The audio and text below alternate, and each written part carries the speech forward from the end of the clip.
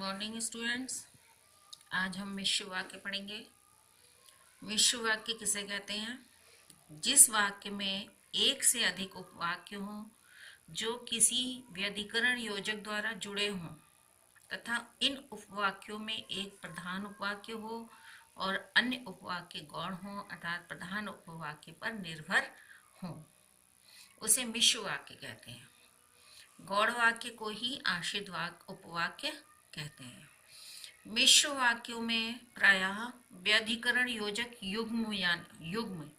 युग्म का मतलब होता है जोड़े, यानी जो सो, जो वह, जैसा वैसा, जिसकी उसकी, यदि तो, वही, जिसे, जिसे उसे, जब तक, तब तक आदि प्रयोग होते हैं।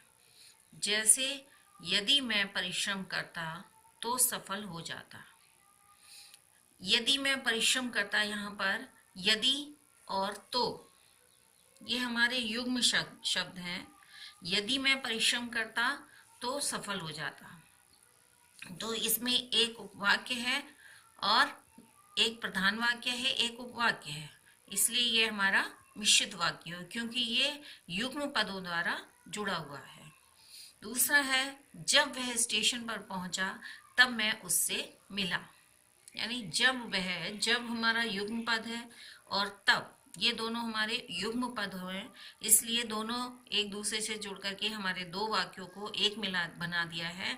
तो जब वह स्टेशन पर पहुंचा तब मैं उससे मिला, ये हमारा मिश्रित वाक्य हुआ।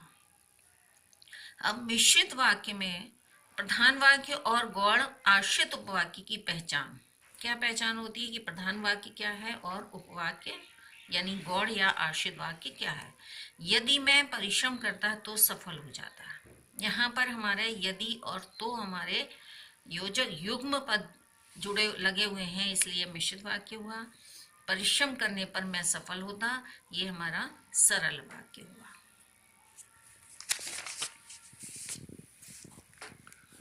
यहाँ परिश्रम करता क्रिया सरल वाक्य में बदलने पर बदल गई, किंतु सफल हो जाता क्रिया सरल वाक्य में बदलने पर भी नहीं बदलती।